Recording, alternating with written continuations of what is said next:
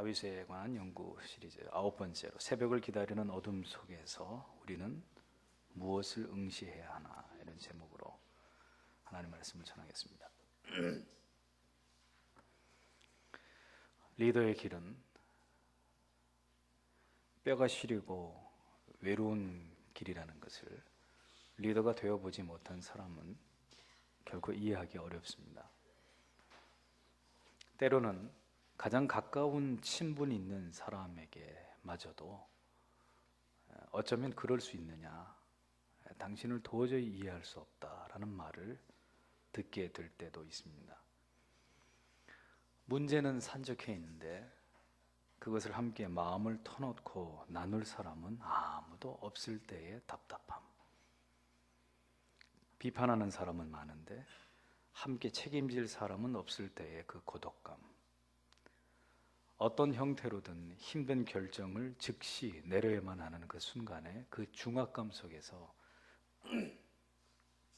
무엇을 어떻게 해야 할지, 내 힘과 지혜의 어떤 한계의 순간에 서게 되는 이런 힘겨운 순간을 맞이하게 될 때 제일 먼저 리더가 해야 할 일은 자신보다 훨씬 더 강한 존재, 바로 하나님께 무릎을 꿇어야 하는 일입니다. 기도 밖에는 달리 할 수 있는 것이 없을 때 겸손함으로 무릎을 꿇고 하나님께 드리는 그 리더의 기도에 살아계신 하나님께서는 응답하시고 그를 돕기 위해 깊이 그의 문제 속에 개입하시기 시작하시죠. 리더도 사람인데 어찌 자기 혼자만의 의지와 능력으로 그 막중한 심적 부담을 모두 이겨낼 수 있겠습니까? 쉬운 일이 아니죠. 목사에게는 한 가지 작은 꿈이 있습니다. 언제 이루어질지 모르겠지만 언젠간 이루어 주시겠죠. 저녁을 먹고 교회에 나오면 항상 예배당에는 기도하는 성도들을 볼 수 있으면 좋겠습니다. 하루를 정리하는 저녁 시간에 우두커니 TV 앞에 고스란히 저녁 시간을 다 보내고 쓰러지듯 잠자리에 드는 것이 아니라 교회에 나와서 자기 자신을 위해서, 가정을 위해서, 교회를 위해서, 나라와 민족과 열방을 위해서 그렇게 조용히 기도하면서 하루를 마감하는 지체들을 저녁마다 예배당에서 마주치고 싶습니다. 기도를 마치고 나면 사랑하는 동역자인 여러분들과 한 잔의 차도 함께 나누면서 아름다운 비전을 이야기하고 즐거워하면서 기대에 부풀어보는 이런 작은 즐거움이 저에게 있었으면 정말 좋겠습니다. 텅 빈 예배당을 혼자 지키면서 어두움을 이렇게 응시하고 있노라면 때로는 겨울 바람보다 더 차가운 영혼의 고독이 깊이 마음 가운데 스며드는 것을 느낍니다. 지체들에게 다 말할 수 없는, 성도님들이 알지 못하는 기도의 제목들을 가지고 끙끙거리다가 너무 서럽고 힘들어서 하나님 앞에 목 놓아 울어본 적이 한두 번이 아닙니다. 왜 나같이 무능하고 나약한 사람을 하나님 목사로 세우셨습니까? 부르짖으면서 절규할 때가 셀 수도 없습니다.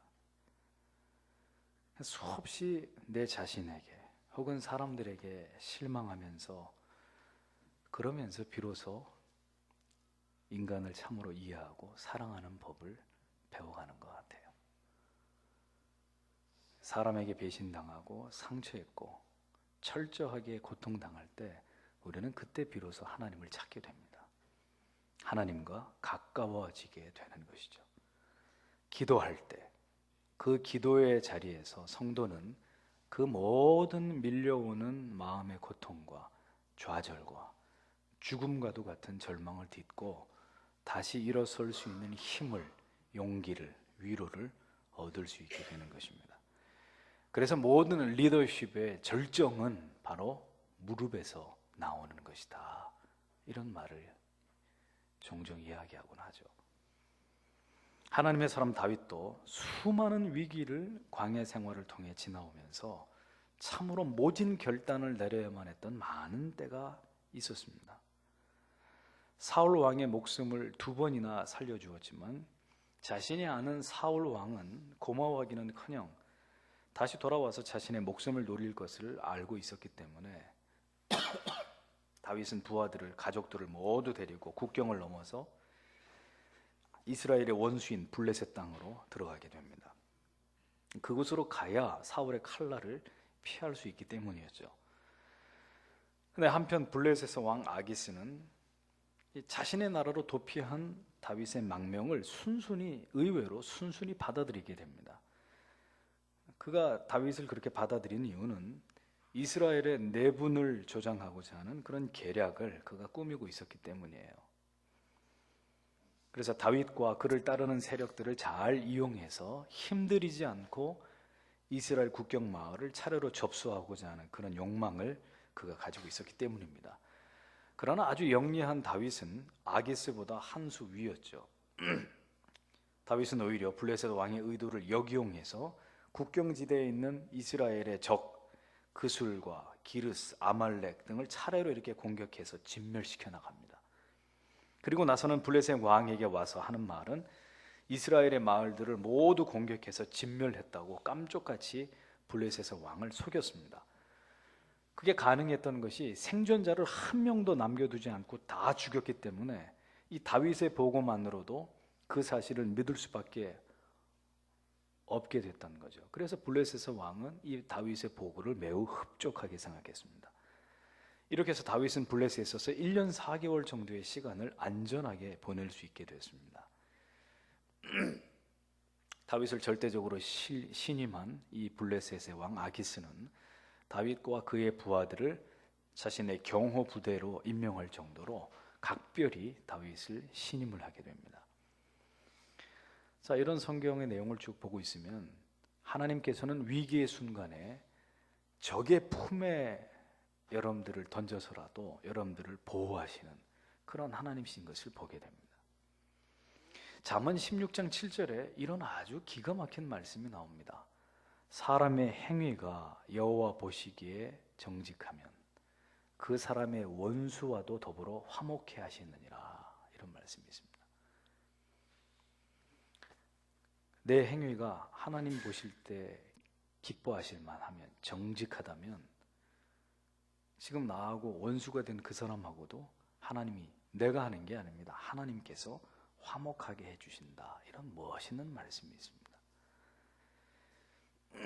다윗의 영악함을 칭찬하자는 것은 아니고, 다만 이 치열한 세상 가운데 신자로서 그저 무조건 속수무책으로 당하고만 사는 것보다는 때로는 다윗과 같이 아주 뱀같은 지혜로움으로 위기와 고난의 한복판에서 당당하게 살아남을 수 있는 그런 현학과 지혜로움을 본받을 필요가 있다는 것입니다. 하나님의 사람들이 하나님을 대적하는 이 세상에서 살아가는 것은 마치 다윗이 블레셋 땅에서 살아남아야 하는 것과 흡사합니다. 성경의 다니엘을 보십시오. 그는 3명의 이방의 왕 느부갓네살과 또 벨사살 그리고 다리오 왕의 곁에서 그 왕들을 돕는 책사의 사명을 감당합니다. 1등 공신의 그런 사명을 다니엘은 완벽하게 감당해냅니다. 그는 매우 투철한 신자였음에도 불구하고 이방 나라의 왕이 그를 가장 가까이 두고 그의 조언에 따라 국가를 운영할 만큼 매우 영향력이 있었던 그런 사람으로 다니엘은 성경에 기록되어 있습니다. 다니엘을 잘 연구하다 보면 악한 세상에서 신자로 사는 법을 다니엘은 우리에게 잘 가르쳐주고 있는 것을 보게 됩니다. 초대교회 지도자 사도 바울은 정신을 바짝 차리고 깨어 있어라, 그래야 우는 사자같이 우리를 삼키려는 악한 세력의 공격들을 물리칠 수 있다, 이런 유의 경고를 수도 없이 반복하고 있습니다. 사탄은 어떤 인간보다도 지혜롭고 교활하고 치밀하고 집요합니다. 그리고 파괴적입니다. 그러므로 하나님의 사람들은 늘 깨어서 기도하고 하나님 말씀을 묵상하면서 하나님의 지혜와 능력 부어주심을 구함으로 사탄이 자주 출몰하는 지역이 어딘지, 그들이 주로 사용하는 무기가 무엇인지 그것을 꿰뚫고 있어야 되는 거예요. 그래야만 그를 이길 수 있습니다. 제압할 수 있습니다. 아무리 타고난 사람이나 단체도 아무런 고통 없이 어떤 사람이든 단체든 이렇게 수직 상승하는 그런 경우는 거의 없습니다. 수많은 죽을 고비를 넘기고 위기를 넘어서 그 자리에 오르게 되는 법이죠. 특히 하나님께서 쓰시는 사람, 하나님이 붙드시는 교회는 더더욱 그러합니다. 무리 중에 우두머리 사자를 보십시오. 무수한 발톱 자국과 이빨 자국을 남기면서, 결국 교회도 마찬가지입니다. 무수한 사탄의 발톱 자국과 그 이빨 자국에 물어뜯긴 흔적을 남기면서 결국 교회와 성도는 감히 세상이 감당하지 못하는 백전불굴의 용사로 거듭 태어나게 되는 거예요. 그러니 많은 고난을 겪은 성도, 많은 고난을 헤치고 나온 교회야말로 하나님의 특별한 섭리와 하나님의 사명과 하나님의 뜻을 이루어갈 그런 교회요 성도일 수 있는 것이죠. 마침내 블레셋 왕 아기스는 모든 군대를 총동원해서 사울 왕의 이스라엘을 치기 위해서 이제 건곤일척의 전쟁을 준비하게 됩니다. 이제 이때 다윗은 갈등을 하게 되는데, 블레셋의 망명해 와 있는 그런 처지에서 이제 블레셋의 편을 들어서 싸우자니 동족에게 칼을 겨누게 되는 것이고, 또 동족의 편을 들자니 블레셋에서 자신의 신분이 들통이 나게 되는 그런 상황이 되었기 때문입니다. 그런데 다행히도 이제 아기스의 왕의 신복들이 이 다윗은 이 인간은 아직 믿을 만한 인간이 못 되니까 이 인간은 전쟁에 데려가지 맙시다, 이렇게 왕에게 제안을 합니다. 그래서 다행히 다윗과 그의 신복들은 전쟁에 참전하려고 처자들을 남겨두었던 블레셋 땅으로 다시 돌아오게 됩니다. 그런데 그 잠시 집을 비웠던 그 틈에 이번에는 사납고 잔인한 아말렉 족속이 다윗의 이 본거지를 쳐서 집을 다 불태워버리고 재물을 다 약탈하고 부녀자와 자식들을 하나도 남김없이 다 잡아서 끌고 가버린 것입니다. 그러니까 설상가상으로 이 지경에 이르게 되자 그렇게도 충성스럽게 다윗을 따랐던 부하들이 다 들고 일어납니다. 큰 슬픔에 빠진 다윗의 부하들이 그 분노를 누구에게 폭발시키느냐? 다윗에게 폭발시켜버립니다. 그래서 다윗을 돌로 쳐 죽이려고 하는 이런 상황이, 이런 어처구니 없는 상황이 벌어집니다. 10년 가까이 동고동락해왔던 부하들이 말입니다, 하루아침에 다윗을 죽이겠다고 달려드는 이런 어떤 상황이 되어버린 거예요.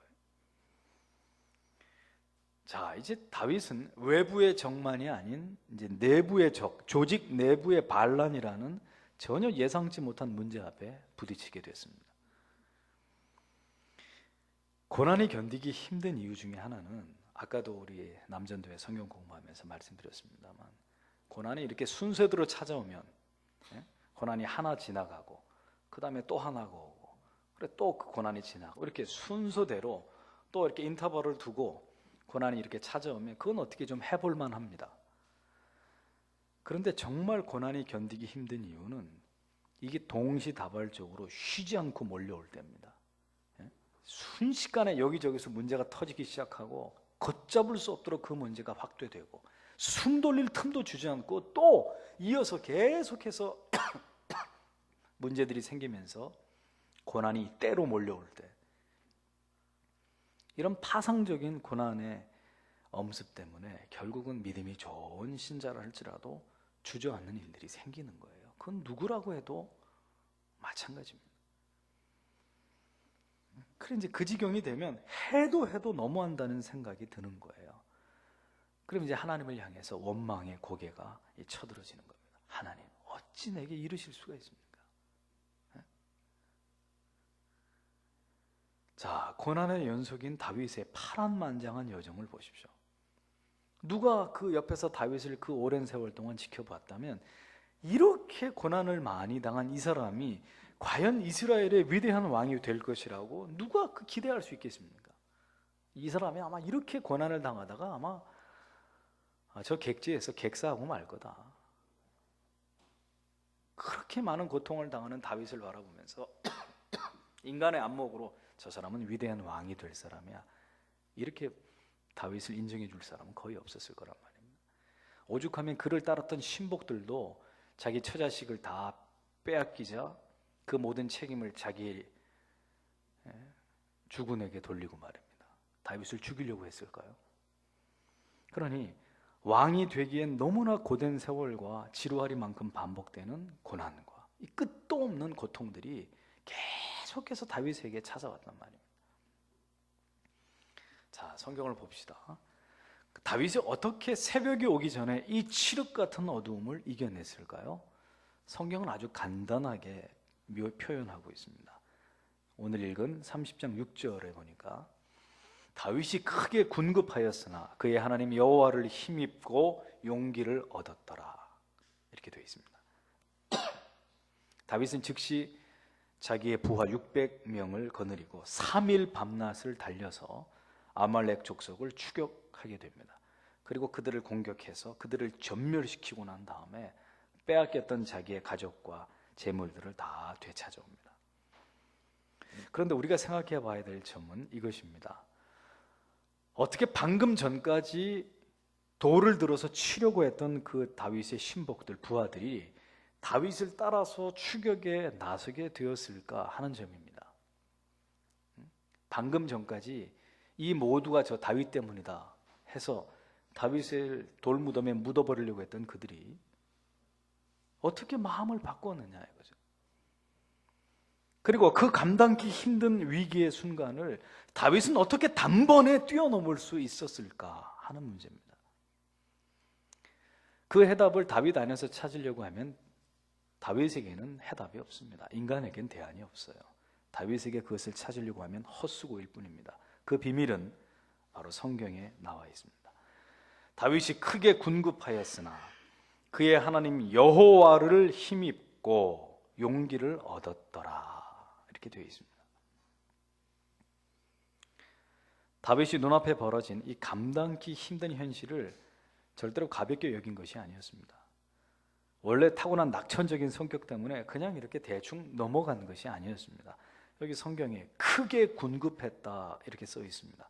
이 말은 히브리어로 야차르라는 단어인데 매우 답답해하다, 그리고 심히 곤란해하다 이런 뜻입니다.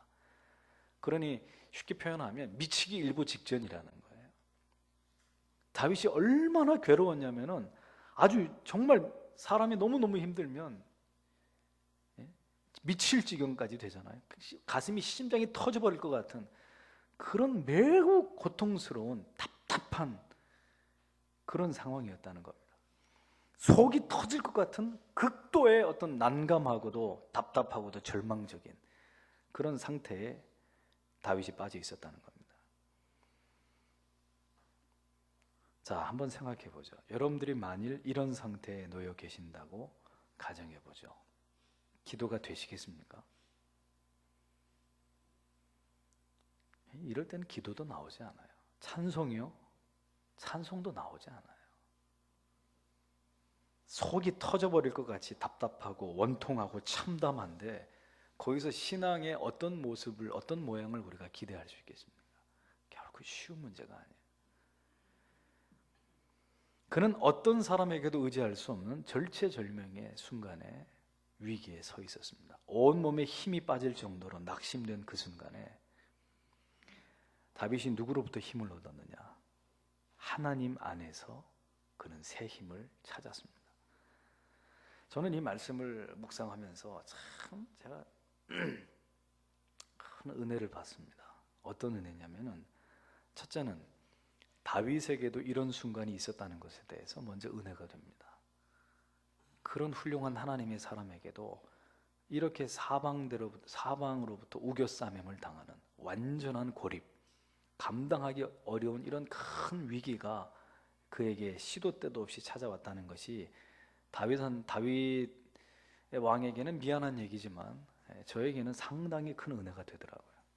또 두 번째는 다윗도 10년이 넘게 그와 함께했던 부하들에게 돌을 맞을 뻔한 일들이 있었다는 거. 이게 그렇게 위로가 될 수 없습니다.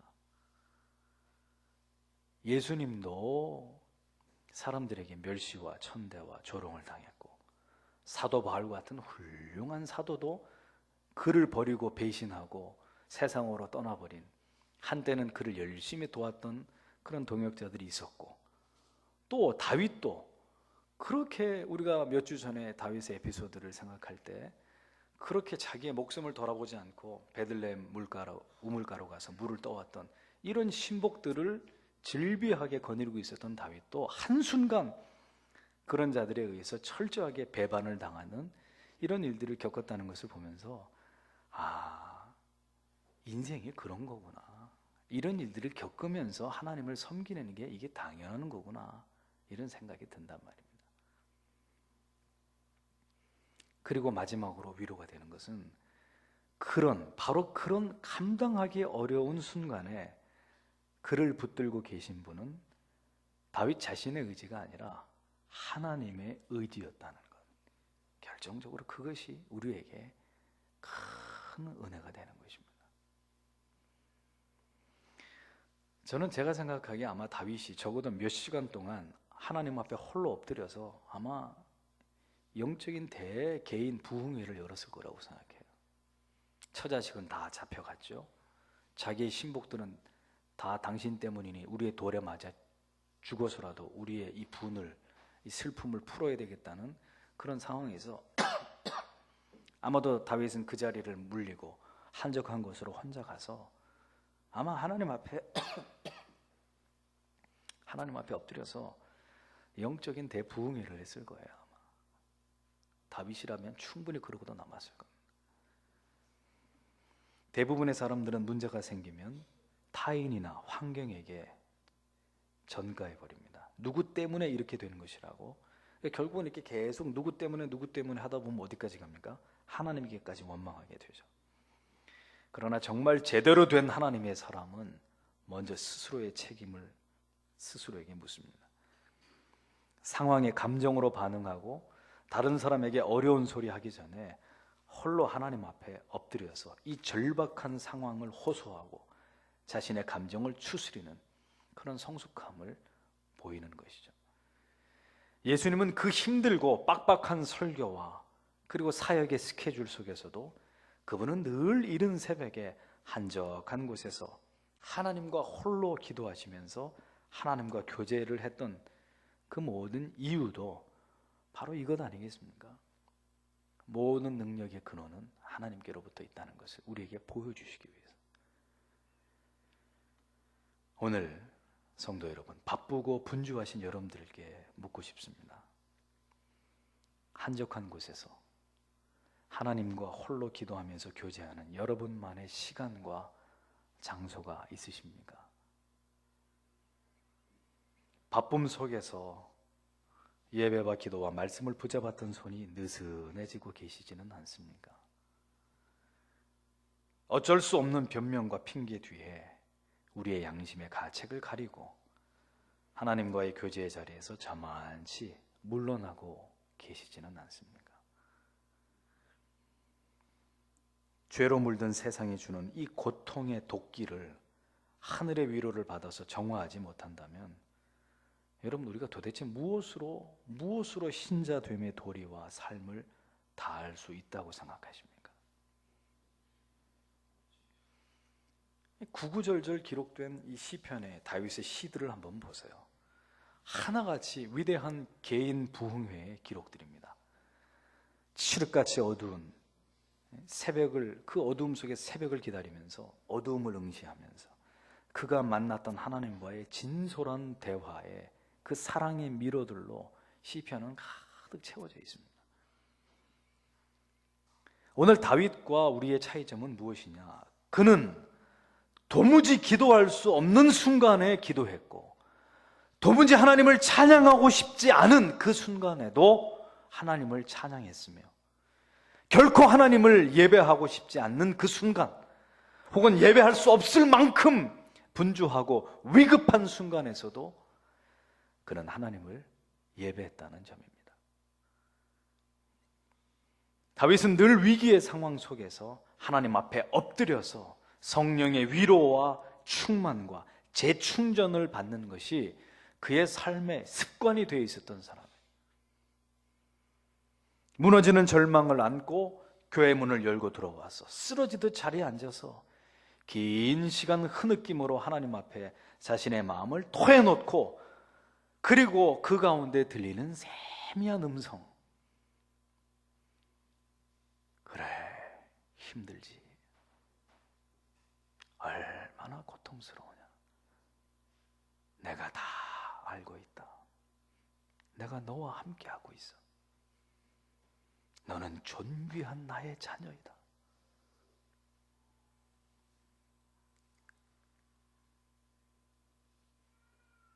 긴 기도 끝에 이 한 말씀, 수직으로 가슴에 꽂힘으로 다시 힘을 얻어서 눈물을 소매로 훔치면서 다시 교회 문을 열고 냉혹한 현실과 부딪히기 위해서 세상으로 달려나가는 이 위대한 믿음만이 오늘 우리에게 닥친 모든 어두움들을 몰아내고 새벽을 오게 하는 능력이 되는 것입니다.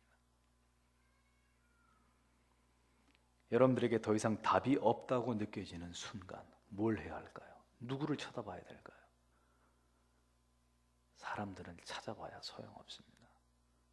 유력한 어떤 사람에게 전화를 돌려봐도 별 볼 일 없을 겁니다. 하나님을 바라봐야 되는 거죠. 여호와를 힘입고 용기를 얻었더라. 저는 여러분들의 생애 가운데 이러한 은혜가 충만하시기를 축복합니다. 남을 다스리기 전에 먼저 하나님께서 자신의 내면을 다스려 주시기를 늘 사모하시는 그런 성도님들이 되셔야 합니다. 이렇게 하나님으로 힘이 재충전된 다윗의 모습에는 아마도 하나님께서 실어주시는 압도하는 권위가, 카리스마가 아마 뿜어져 나왔을 거예요. 그래서 돌로 쳐 죽이려고 하던 다윗의 신복들 앞에 다윗이 부흥회를 마치고 섰을 때, 자, 칼을 차고 나를 따라 나서라 하고 다윗이 그들을 독려했을 때, 방금 전까지 다윗을 죽이고자 했던 그의 신복들은 어떻게 했을까요? 들었던 돌을 다 던져버리고 그 다윗의 말 한마디에 다시 그들의 마음은 하나가 되어서 칼을 차고 말을 타고 아말렉의 추격에 따라 나섰던 것입니다. 세상은 총과 칼과 돈과 명예와 권력 아래 사람들을 무릎 꿇게 하지만, 하나님의 사람은 거룩한 영적인 권위를 가지고 사람들을 예수의 발 앞에 무릎 꿇게 하는 자들입니다. 하나님이 나와 함께 하시는 그 누구도 흉내낼 수 없는, 예측할 수 없는, 기도하는 사람들, 하나님을 가까이 하는 사람들만이 가지고 있는 그 놀랍고도 신비한 영적인 힘, 우리는 그것을 가지고 세상과 맞서는 것입니다. 사람들이 왜 나에게 순종하지 않는지를 묻지 마시고 오늘 내가 하나님께 순종하고 있는지를 점검해 봐야 됩니다. 이것이 새벽을 기다림 속에서 어두움을 응시하는 자들이 굳게 붙잡아야 될 원리가 되는 것입니다. 저에게는 철칙이 하나 있습니다. 그것은 뭐냐? 목사가 예수를 잘 믿어야 성도도 잘 믿는다는 겁니다. 1000명의 성도를 목양하는 것보다 목사 자신을 목양하는 것이 더 힘들다는 사실을 제가 언제나 잊지 않으려고 노력하고 또 노력합니다. 다윗에게 새벽을 기다리는 어둠의 시간은 절대로 짧지 않았습니다. 사울의 왕위는 생각보다 오래 갔습니다. 하루하루 살아남는 것이 기적이었던 다윗에게 광야에서의 10년은 그건 너무나 긴 시간이었습니다.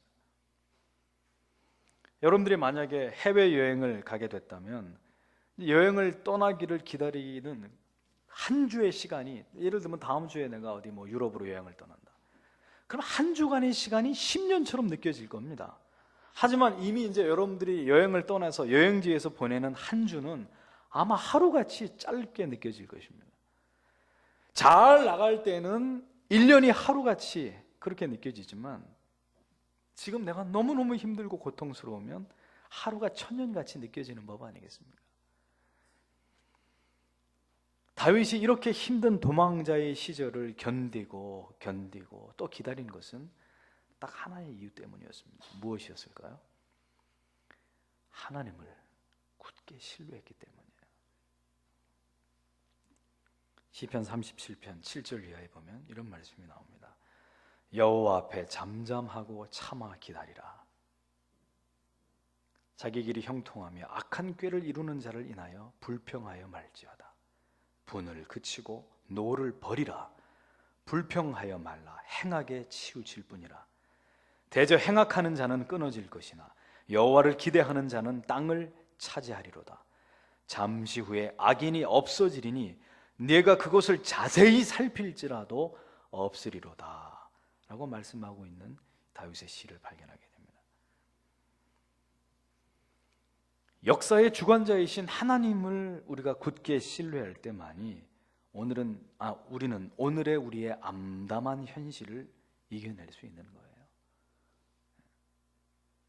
이 모든 것 배후에 하나님이 계신다라는 굳은 믿음이 있을 때 오늘 내가 당하는 불이익, 불편함, 핍박, 오해 이런 것들로부터 자유할 수가 있는 거예요. 탁월한 병사의 진가는 그가 얼마나 잘 싸우느냐가 아니라 얼마나 잘 인내하느냐에 있습니다. 엊그제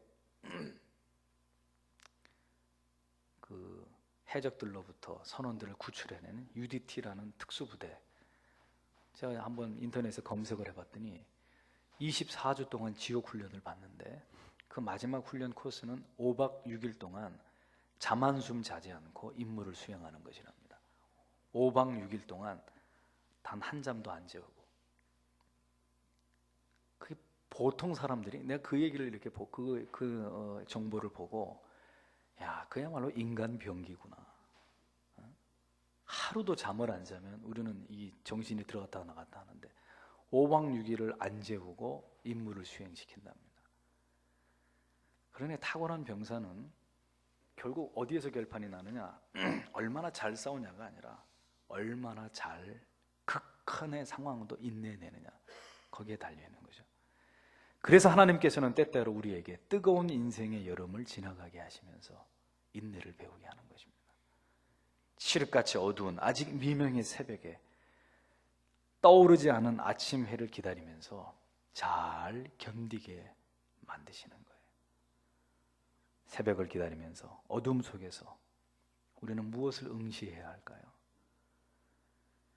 시편 57편에 보면 다윗이 한참은 도망자 생활을 하면서 광야로 숨어 다닐 때 쓴 시인데, 이 시편 57편을 보면은 그런 힘든 상황에서 그가 썼다고는 믿어지지 않는 그런 아주 정말 장엄하고 아름다운 시가 시편 57편에 쫙 이렇게 쓰여져 있습니다. 저는 오늘 여러분들이 오늘의 고통을 이렇게 다윗처럼 찬양으로 승화시킬 수 있는 그런 믿음을 갖게 되시기를 축복합니다. 고난의 한복판에서도 찬양할 수 있는 한량없는 하나님의 은혜가 여러분 안에 넘쳐나게 되시기를 주의 이름으로 축복합니다. 지금은 뜻이 있어서 나를 광야에 두시지만 언젠가 하나님의 때 호카이로스, 그분의 시간이 임하게 되면 나를 왕으로 세워주실 것이라는 하나님에 대한 그 절대적인 신뢰, 다윗이 가졌던 그 신뢰가 오늘 여러분들의 것이 되기를 바랍니다. 그리고 여러분들이 분명하게 기억해야 될 것은 아름답고 웅장한 하나님의 비전은 고급 호텔방에서 비단 옷을 입고 좋은 세미나를 들으면서 주어지는 것이 결코 아닙니다.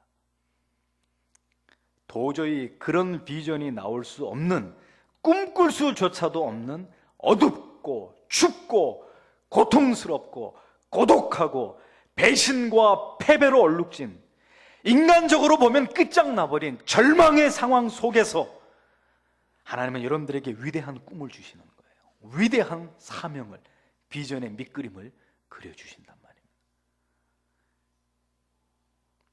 에스겔은 지옥 같았던 바벨론 포로 생활의 와중에서 하늘이 열리는 영광의 환상을 보았습니다. 사도 요한은 반모섬에서 고통스러운 그 반모섬의 유배 생활 중에서 이 세상의 마지막 되어질 일들에 대한 계시를 보았습니다. 27년이나 감옥에 있었던 넬슨 만델라는 감옥의 창살을 본 것이 아니라 그 창살 너머의 하늘을, 그리고 유유히 흘러가는 구름을, 자유를 보면서 그의 사명과 비전을 불태웠다고 그는 자서전에 그렇게 적고 있습니다. 여러분들이 어떤 영화든 그 영화를 집중해서 보실 때 어떻게 합니까? 밀폐된 공간에 들어가서 불을 다 끄고, 그리고 그 화면만 집중해서 응시하면서 영화를 관람하시지 않습니까? 오늘 하나님이 여러분들에게 주시는 비전은, 하나님이 여러분들에게 주시는 사명은 인간의 소리, 인간의 희망이 다 꺼져버린 거치는 광야를 지나갈 때 칠흑같이 어둠 속에서 하나님이 여러분들에게 던져주시는 거예요. 깨닫게 해주시는 거예요. 여러분들의 영혼에다가 새겨주시는 거예요. 광야에서 새벽을 기다리는 어둠 속에서 너무 내 자신의 고통에만 집중하느라고 자기 연민과 동정의 늪에서 우울증에 빠지지 마시고, 그렇게 가장 어렵고 힘든 순간에 하나님이 주시는 그 가장 힘든 그 시간에, 그 장소에서 하나님이 여러분들에게 주시는 거룩한 사명, 내가 무엇 때문에 이 고난의 광야를 지나가야 되는지, 내가 무엇 때문에 이 칠흑같이 어두운 밤에 동토올 동력을 응시하면서 내가 동토오는 새벽을 기다려야만 되는지를 그 속에서 여러분들은 찾으셔야 돼요. 붙드셔야 돼요. 하나님 그것을 보여달라고 목 놓아 하나님 앞에 기도하셔야 되는 겁니다. 시편 57편 8절에 나오는 다윗의 위대한 고백을 들어보세요. 내 영광아 깰지어다, 비파야 수구마 깰지어다, 내가 새벽을 깨우리로다 라고 다윗이 옹변을 합니다. 새벽이 나를 깨우는 것이지 어떻게 내가 새벽을 깨웁니까? 그런데도 지금 다윗은 뭐라고 하느냐? 내가 새벽을 깨우리로다 라고 말합니다. 새벽아 나를 깨워다오가 아니라 내가 어둠 속에 동토오는 새벽을 기다려왔던 내가 이 운명과도 같은 어두움을 내가 깨트려 버릴 것이다. 도망자 다윗은 그토록 힘든 처지에 있으면서도 자신은 모든 운명에 떠밀려 나가는 그런 피해자가 아니라 오히려 하나님을 붙들고 자기의 운명을 만들어가는, 새 역사를 써내려가는, 자기에게 주어진 비참한 운명을 뒤엎어낼 수 있는 바꾸어버릴 수 있는 그런 역사를 만들어갈 자라고 자기 자신에게 선포하고 있었습니다. 이 기계, 이 신앙의 용맹함, 나는 여러분들에게 있어야 될 줄 믿습니다. 역사의 주관자이신 하나님을 믿는 그런 사람 같으면 아이고 이놈의 내 팔자야 하면서 자기의 신세를 한탄하는 것으로 속절없이 세월을 그렇게 흘려보낼 그런 자들이 되어서는 안 됩니다. 내가 새벽을 깨우리로다, 이것이야말로 진정한 하나님의 사람이 보여줄 수 있는 호쾌한 영적인 기상이란 말이에요. 그런 자에게 여명은, 새벽의 밝아옴은 기어이 오고야 마는 것입니다. 새벽을 기다리는 초병이 동토울 동쪽 하늘을 응시하면서 인내함으로 그 밤을 지새듯이 인생의 어두운 밤을 지나가고 있는 성도 여러분, 다 소용없어요. 하나님을 바라보십시오. 다윗처럼 가장 어렵고 고통스럽고 절망감이 엄습할 때 눈을 들어서 하나님을 바라보세요. 눈을 들어 주를 보라, 주의 영광을 보라. 주는 거룩과 진리 능력에 주의 영광 나타나셨네. 선포하라 선하신 주, 주의 인자는 영원함이라. 선포하라 선하신 주, 주의 인자는 영원함이라.